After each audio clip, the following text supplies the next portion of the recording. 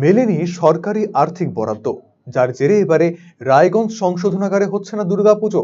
পুজো না হওয়ায় কারা আধিকারিক, রক্ষী বাহিনী থেকে শুরু করে বন্দীদের মন খারাপ। রাজ্যের সমস্ত সংশোধনাগারে সরকার আর্থিক বরাদ্দ করলেও শুধুমাত্র রায়গঞ্জ সংশোধনাগারকে আর্থিক বরাদ্দ করা হলো না কেন, এই নিয়ে বিতর্কের সৃষ্টি হয়েছে। বাঙালির শ্রেষ্ঠ উৎসব দুর্গাপুজো, 5টি দিন উৎসবে মেতে ওঠেন সমস্ত মানুষজন, কিন্তু সংশোধনাগারের বন্দীরা এই উৎসবে আনন্দে মেতে উঠতে পারেন না। সে কথা মাথায় রেখে উৎসবের দিনগুলিতে যাতে বন্দীরা পুজোর আনন্দে মেতে ওঠেন, সেই কারণেই সরকারিভাবে সংশোধনাগারে পুজো শুরু হয়। পুজোর কটা দিন সংশোধনাগারে ভালো মন্দ খাওয়া দাওয়ার ব্যবস্থা করা হয়ে থাকে। রাজ্যের মুখ্যমন্ত্রী এবারে প্রতিটি পুজো কমিটিকে 85,000 টাকা আর্থিক অনুদান দিয়েছে।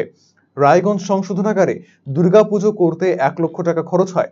বিগত 2 বছর রায়গঞ্জ সংশোধনাগারে দুর্গাপুজো হয়েছে, কিন্তু এবছর রাজ্য কারা দফতরে 1 লক্ষ টাকা দাবি করে রায়গঞ্জ সংশোধনাগার কর্তৃপক্ষ।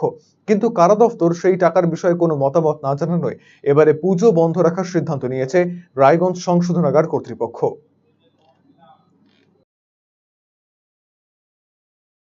এই বছর হচ্ছে না। কেন হচ্ছে না? এই বছর আমাদের কিছু ফান্ডিং প্রবলেম থাকার জন্য এটা আমাদের হায়ার অথরিটি বলতে পারবে।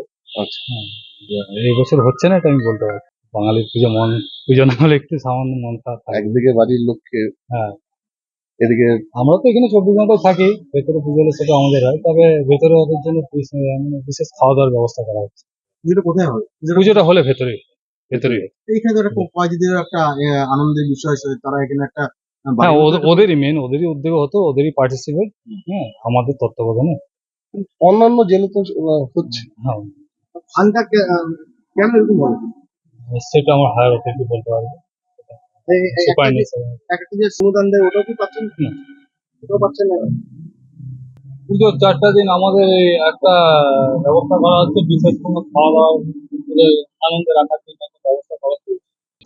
এই বিষয়ে রায়গঞ্জের বিধায়ক কৃষ্ণ কল্যাণী বলেন, তিনি কারা মন্ত্রীর সাথে যোগাযোগ করবেন, মন্ত্রীর সদর্থক ভূমিকা নেবেন বলেই তিনি আশাবাদী।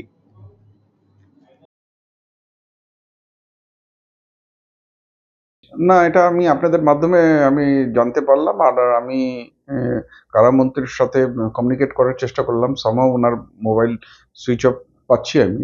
আমি আবার ওনার সাথে সম্পর্ক করব আর ওনাকে এই ব্যাপারটা জানাবো। আমি আশা রাখি উনি খুব তৎপরতার সহিত যাতে পুজো হয়, তার ব্যবস্থা উনি করবেন।